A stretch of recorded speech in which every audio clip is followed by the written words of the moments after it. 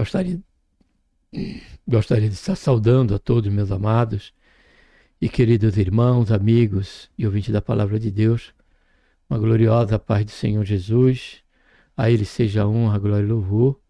Também a nossa gratidão por tudo que o Senhor tem feito em nossas vidas.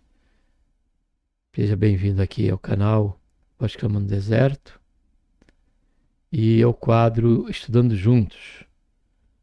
Vamos estar aqui relembrando aí, né, antes da última lição, tema central, como sempre fizemos a cada aula, a Igreja em Jerusalém, doutrina, comunhão e fé, a base para o crescimento da Igreja em meio às perseguições. O último tema desse trimestre, né, terceiro trimestre, estaremos encerrando a partir de agora com esse conteúdo, é a lição número 13, a Assembleia de Jerusalém, ou seja, a primeira assembleia que houve, né? E foi ali em Jerusalém, promovida aí por Barnabé e Paulo, e por questões aí que estava envolvendo aí a questão da igreja, da aceitação ou não dentro do bojo, né, da igreja cristã. Para tanto, nós vamos estar orando, Pai, em nome do Senhor Jesus. Nos colocamos, Senhor, na Tua santa e gloriosa presença. Pedimos, Senhor, perdão do nosso pecado que temos cometido. Queremos, Senhor, Te agradecer por esta tão grande salvação, pelo nosso nome que está escrito no livro da vida, pela esperança que temos, Senhor, de que a qualquer momento o Senhor está vindo nos buscar. Através do Teu Santo Filho, Jesus Cristo nosso. Senhor, quero, Pai, Te agradecer, Senhor, por mais essa oportunidade que estamos aqui, já de antemão. Queremos externar nossa gratidão, Pai, por todo esse conteúdo do terceiro trimestre, em que fez aí a gente conhecer, né, a biografia do início da igreja que teve ali em Jerusalém, onde aprendemos ricas e maravilhosas lições, que nenhuma delas, Pai, fique somente no bojo do nosso intelecto, como um depósito, mas que seja algo a ser praticado em nossas vidas. O Senhor vem nos ajudar, Pai, quanto a isso, para que nós venhamos cumprir a vocação que o Senhor deixou para cada um de nós como igreja do Senhor, e tudo isso com excelência. Faz isso, Pai. Abençoa também esse momento que estaremos conhecendo o último conteúdo aqui da última lição da Assembleia em Jerusalém. Nessa nossa dependência, nossa necessidade, por isso deixamos, Senhor, diante de Ti. Já Te agradecemos por tudo. Em nome do Senhor Jesus. Amém.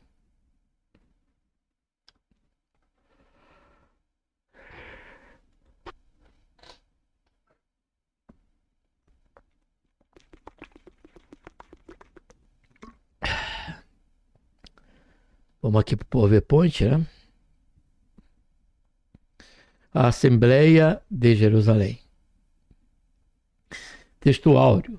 Na verdade, pareceu bem ao Espírito Santo e a nós não vos impor mais encargo algum, senão estas coisas necessárias.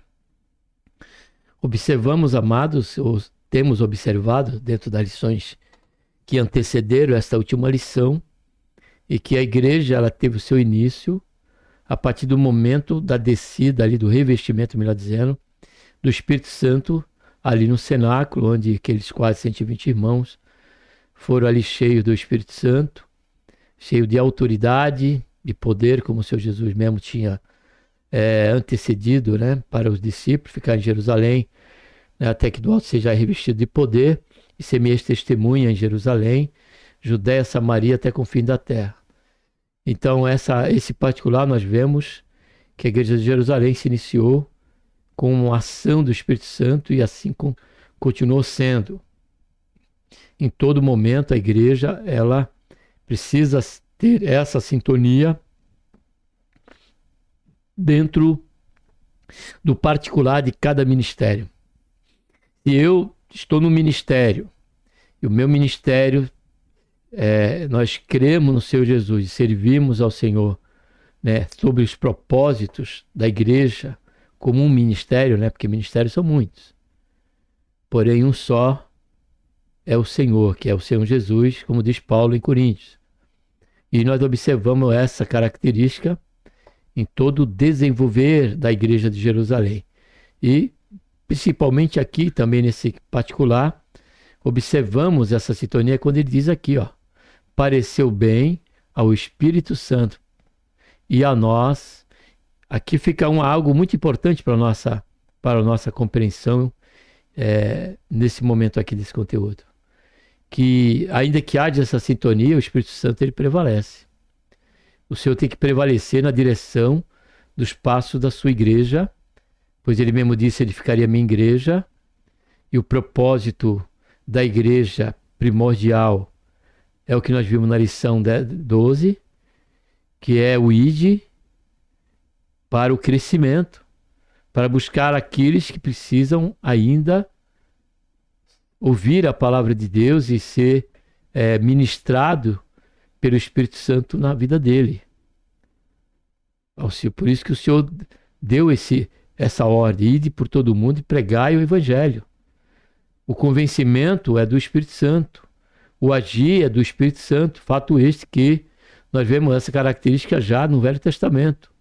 Quando em Zacarias 6:4 ou 4:6, o texto diz, em Zacarias, Zacarias, que diz que nem por força nem por violência, mas pelo meu espírito. Lá está em letra maiúscula. Então, o trabalhar, né, o crescimento, o avanço da igreja se dará quando estiver dentro desse aspecto e dentro dessa sintonia, tendo por preeminência o Espírito Santo a nos conduzir, a nos guiar. Louvado seja, engrandecido seja o nome santo do Senhor. Aí ele diz, não vos impor mais encargo algum, senão estas coisas necessárias, que no versículo 29 ele diz que era não comer carne sacrificada, né?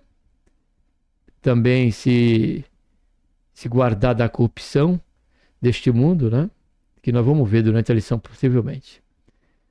Verdade prática.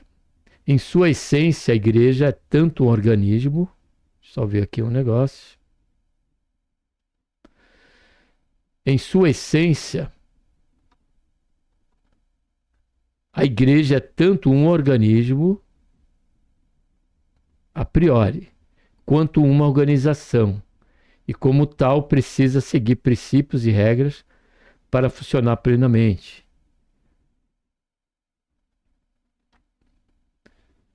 Então, logo, a questão da igreja local é uma característica bíblica, né? Onde aquela eclésia, aqueles membros da igreja se reúnem. E ali vai haver o aperfeiçoamento, como tinha em Antioquia. Antioquia tinha uma igreja. Começou no templo, depois que houve a perseguição, né? Ali já no templo, do templo de Jerusalém, tinha também Antioquia, tinha igreja em Antioquia e outros demais lugares que Paulo, pela obra missionária, acabou abrindo aquele campo, e os irmãos se reuniam em algum lugar. Logo, a necessidade de uma congregação, isso era vital dentro do corpo dessa parte organizacional. Atos 15, 22, 32. Aqui vai dizer aquela questão lá que eu citei alguma, né? Então pareceu bem aos apóstolos e aos anciãos, com toda a igreja, eleger varões dentre eles, enviá-los com Paulo e Barnabé a Antioquia. A saber, Judas, chamado Barsabás, Silas, varões distintos entre os irmãos, e por intermédio deles escreveram o seguinte: os apóstolos e os anciãos e os irmãos, aos irmãos dentre os gentios que estão em Antioquia, Síria e Sicília, saúde. Porquanto ouvimos que alguns que saíram dentre vós os perturbaram com palavras de transtornar a vossa alma, não lhes tendo nós dado mandamento. Pareceu-nos bem, reunidos concordemente, eleger alguns varões e enviá-los com nossos amados Barnabé e Paulo. homens que já expuseram a vida pelo nome de nosso Senhor Jesus Cristo. Enviamos, portanto, Judas e Silas, os quais de boca vos anunciarão também o mesmo. Na verdade, pareceu bem ao Espírito Santo e a nós, não vos impor mais encargo algum, senão estas coisas necessárias, que vos abstenha das coisas sacrificadas aos ídolos, e do sangue, e da carne sufocada, e da fornicação. Dessas coisas fareis bem, se vos guardardes, bem vos vá. Tendo-se ele então despedido, partiram para Antioquia, e ajuntando a multidão, entregaram a carta. E quando a leram, alegraram-se pela exortação. Depois Judas e Silas, que também eram profetas, exortaram e confirmaram os irmãos com muitas palavras. Então observe que a característica que foi requerida, né, do corpo da igreja, dentro do seu aspecto de vida diária, e na sua questão de vigilância e santificação,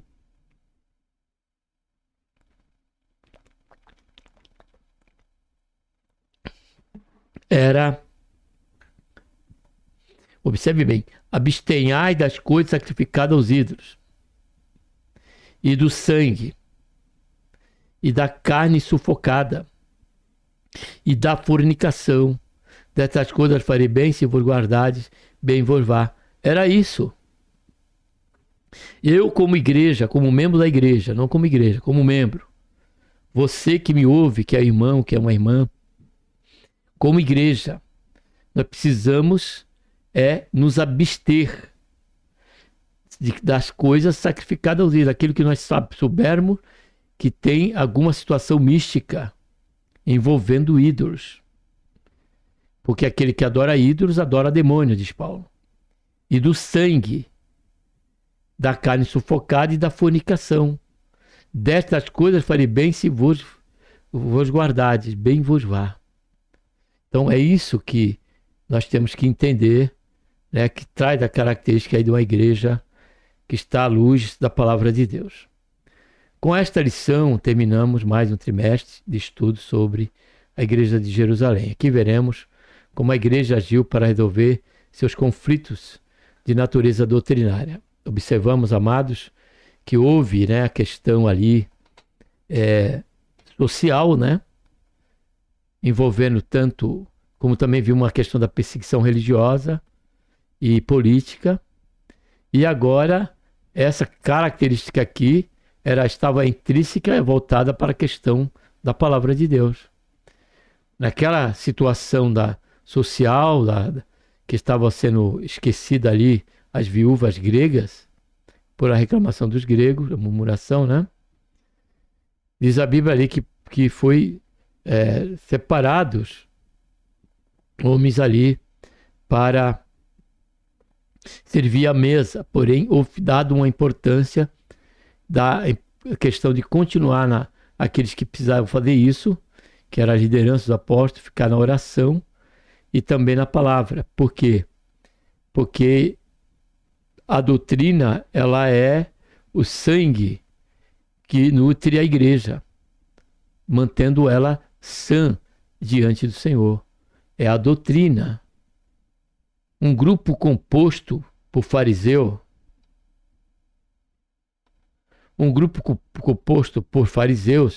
convertidos à fé, insistia que os gentios convertidos deveriam guardar a lei, especialmente o rito da circuncisão. No entendimento dos apóstolos, se isso fosse exigido, a salvação deixaria de ser totalmente pela graça, que era inaceitável, devido à dimensão da questão e a sua importância para o futuro da igreja. Os líderes se reuniram em Jerusalém para buscar uma solução para o problema.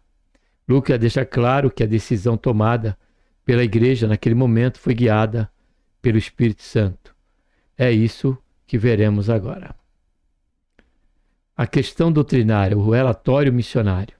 A questão doutrinária que se tornou objeto de discussão no Concílio de Jerusalém aborda no capítulo 15 de Atos dos Apóstolos, teve seu início na igreja de Antioquia. Por que teve início na igreja de Antioquia? Porque houve outros concílios, né? Vários concílios houve durante a existência da igreja, justamente para buscar um denominador comum, né, se guardar aí dos ventos de doutrina e das heresias. Ela começou quando Paulo e Barnabé apresentaram à igreja de Antioquia um relatório sobre a primeira viagem missionária que haviam realizado. Nesse relatório missionário narraram o que Deus havia feito entre os gentios e como estes aceitaram a fé. O relatório deixa explícito que a salvação dos gentios ocorreu inteiramente pela graça de Deus, sem que nenhuma exigência da lei, como a circuncisão, fosse imposta a ele. Tanto Paulo quanto Barnabé viam a ação de Deus manifestada por meio de milagres extraordinários entre os gentios, como sinal de sua aprovação, demonstrando que nenhuma outra exigência, além da fé em Jesus, era necessário para a salvação. Em outras palavras, a salvação é um dom de Deus, concedido inteiramente por sua graça. Segundo ponto, subponto, o legalismo judaizante. Lucas mostra que um grupo de judaizantes se sentiu incomodado com o relatório dos missionários. Esse grupo, composto por fariseus supostamente convertidos à fé, que haviam vindo de Jerusalém para Antioquia, se opôs ao ingresso de gentios na igreja sem que estes, antes, cumprissem a exigência da lei. Houve, portanto, um confronto entre este grupo judaizante e os missionários Paulo e Barnabé. Essa realidade, né, nós vamos ver que ainda existe nos dias de hoje. Né? Existem alguns que agem, não que eles sejam, mas eles agem como judaizantes, como legalistas, né? acrescentando aí mandamentos, né, de homens e não a questão bíblica. Mas vamos prosseguir. A questão tomou grande proporção, correndo o risco até mesmo de dividir a igreja em Antioquia, o que exigia uma resposta rápida por parte da liderança. Contudo, por tratar de um tema complexo e amplo alcance, a igreja de Antioquia considerou adequado remeter a questão para Jerusalém, a igreja mãe, onde o assunto seria analisado e amplamente discutido pelos apóstolos e presbíteros. Segundo ponto, o debate doutrinário, uma questão crucial. A questão gentílica chegou a Jerusalém para ser tratada. Contudo, os judaizantes que ali se encontravam deixaram claro que a igreja deveria circuncidar os gentios convertidos e ordenar que eles guardassem a lei de Moisés. No entendimento desse grupo, sem a observância da lei, ninguém poderia se salvar. Pedro é o primeiro a ver a gravidade da questão e perceber que ela não pode ser tratada de forma subjetiva. A questão deveria ser tratada com objetividade que o caso exigia. A experiência da salvação dos gentios em Cesareia, ocorrida anos antes, deveria servir de parâmetro. Pedro então invoca a experiência pentecostal gentílica como prova da aceitação deles por Deus. E Deus, que conhece os corações, lhe deu testemunho dando-lhe o Espírito Santo, assim como a nós também. Segundo subponto, a experiência do Pentecoste na fé dos gentios. O derramamento do Espírito sobre os gentios anos antes, em Cesareia, na casa de Cornélio, havia sido uma experiência objetiva, física e observável por todos ali presente ali.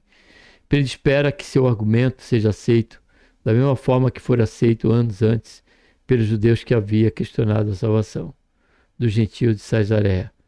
Convém lembrar que esse mesmo argumento de Pedro já havia sido usado pelo apóstolo Paulo. Por ocasião do seu debate com os crentes da Galácia, da mesma forma ali, Paulo deixou claro que o recebimento do Espírito era um fato observável, que todos, portanto, tinham consciência de que o haviam recebido. A fundamentação profética da fé gentílica. Enquanto Pedro recorreu à experiência do Pentecostes como sinal de validação da fé gentílica, por outro lado, Tiago, né, que teve a palavra ali naquele concílio e era responsável para a igreja de Jerusalém, o irmão do Senhor Jesus, né, recorreu a profecias para fundamentar sua defesa da aceitação dos gentios na igreja. Para ele, a inclusão dos gentios na igreja estava predita nos profetas, como isso concordam as palavras dos profetas. A aceitação do gentio na igreja não era uma inovação sem respaldo na Escritura. Pelo contrário, Deus já havia mostrado aos antigos profetas que os gentios também fariam parte de seu povo. Esse era um favor divino, fruto de sua graça, e de que nada mais precisava ser acrescentado. Terceiro ponto, caminhando para o final, né? Estamos dentro do princípio e do propósito do canal, né? Desse quadro, que é conhecer o conteúdo. A decisão da Assembleia de Jerusalém. O Espírito na Assembleia. É digno de nota o papel atribuído ao Espírito Santo na tomada de decisões na igreja. Parece bem ao Espírito Santo e a nós. O Espírito Santo não era apenas visto como uma doutrina na igreja, mas como uma pessoa, com participação ativa nela. Esse texto faz um paralelo com Atos 5,32, onde também se destaca a participação ativa do Espírito Santo na vida da igreja. E nós somos testemunhas acerca dessas coisas, nós e o Espírito Santo que Deus deu a eles. A orientação do Espírito na Assembleia. O texto de Atos 15:28 não nos diz como era feita a orientação do Espírito na primeira igreja. Contudo, a observação feita por Lucas, de que Judas e Silas eram profetas e que eles fizeram parte da comissão que levou a carta com a decisão tomada pela Assembleia, indica que o Espírito Santo se manifestava na igreja por meio de seus dons. Isso implica que, porque as coisas funcionavam na igreja, na primeira igreja. Esse era o padrão da igreja primitiva e deve ser também o padrão da igreja de hoje. O parecer final da Assembleia. Depois dos intensos debates, o parecer da Assembleia foi de que os gentios deveriam se abster das coisas sacrificadas aos ídolos, do sangue, da carne sufocada e da fornicação. Fica óbvio que a igreja procurou resolver a questão mantendo rigorosamente fiel a doutrina da salvação pela graça, isto é, sem os elementos do legalismo judaico mais injetado.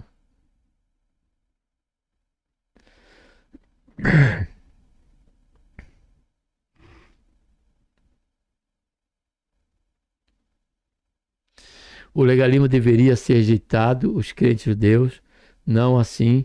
Ficou demonstrado que os gentios eram salvos pela graça, mas deveriam impor algum limite à sua liberdade cristã, a fim de que o convívio com seus irmãos judeus não fosse conflituoso, né?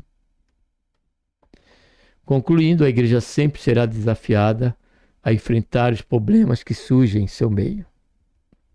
No capítulo 6 de Atos, vimos como ela resolveu um conflito de natureza social provocado por reclamações de crentes helenistas, hebreus de fala grega.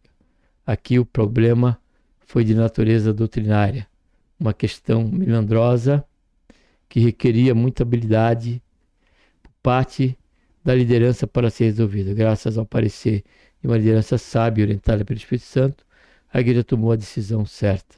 A unidade da igreja foi preservada. E Deus foi glorificado.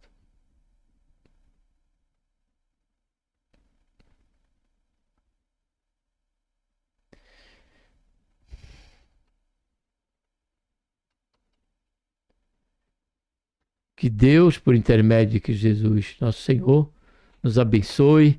Até a próximo trimestre, tá bom? Vai falar sobre alma, corpo e espírito. E ficamos nessa última lição apenas aqui com conteúdo.